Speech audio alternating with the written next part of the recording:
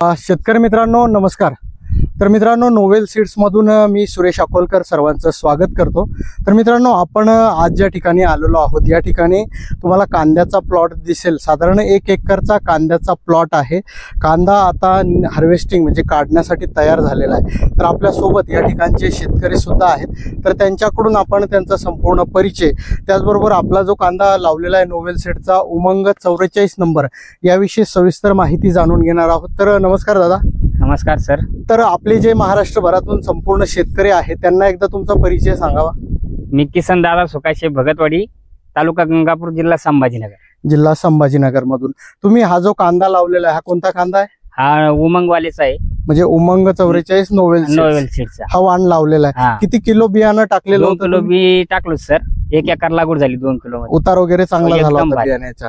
आता तुमचा जो प्लॉट आहे हा आता काढणीसाठी तयार आहे। किती दिवस झाले आता? याला 3 महिने झाले। याला 3 महिने झालेले। किती दिवसात झाला?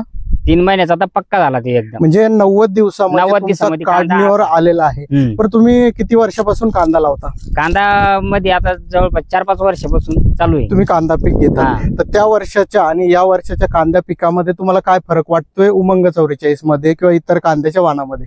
एकदम भारी सीडी सर, एकदम आम्हाला चांगली गोलाई आणि कलर बिलर एकदम भारी वाटला त्याचा। भारी वाटतं। बरं किती उत्पादन येईल असं वाटतंय तुम्हाला? आम्हाला जवळपास 175 क्विंटल निघावा अशी अपेक्षा आहे। म्हणजे 1 एकर मध्ये 175 क्विंटल पेक्षा जास्त असं तुमचं म्हणणं आहे। कशामुळे? साईज मुळे।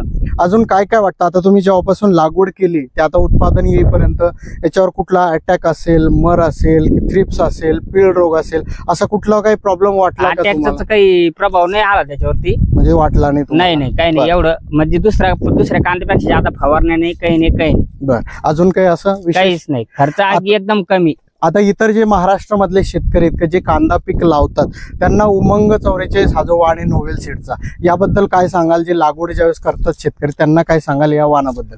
शेतकऱ्यांना सांगा वाटतं की हा वाण चांगला आहे आणि कमी खर्चात आहे। बरोबर, कमी खर्चात जर आपण जर कांदा जर लावला तर याला दुसऱ्या याच्या फवारण्या बिवारणीची बी कमी आहे आणि औषध फवारण्याचं बी काम थोडं कमी पडतं सगळ्यापेक्षा। बरोबर, तसं दुसऱ्या कांद्याला 8-8 दिवसाला 15-15 दिवसाला फवारण्या करायला लागत, तसं फवारण्याचं एकदम कमी काम। म्हणजे फवारण्या थोड्या कमी जास्त जरी झाल्या तरी काही प्रॉब्लेम मला वाटला नाही, येत नाही, पूर्णपणे उतर। आता हा तुम्ही काढून साठवणार आहे की डायरेक्टली मार्केटला विकणार? आता साठवणार आम्ही। साठवणार, साठवणुकीसाठी ठेवणार।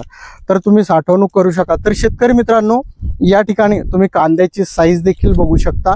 आता दादांनी आपल्याला अपेक्षा जी सांगितली 175 क्विंटल प्लस उत्पादन 1 एकर क्षेत्रातून येऊ शकतं। स्टार्टिंग पासून ते शेवटपर्यंत माहिती सांगितली। तुम्ही देखील कांदा लागवड करत असाल मित्रांनो तर उमंग 44 या वाणाची निवड करू शकता। कुठली अडचण असेल तर नोवेल सीडचे प्रतिनिधी महाराष्ट्रामध्ये सगळीकडे उपलब्ध आहेत, त्यांच्याशी संपर्क साधू शकता। दादांनी आपल्याला जी अमूल्य अशी माहिती दिली त्याबद्दल नोवेल सीड तर्फे मी त्यांचे आभार मानतो। धन्यवाद। धन्यवाद सर।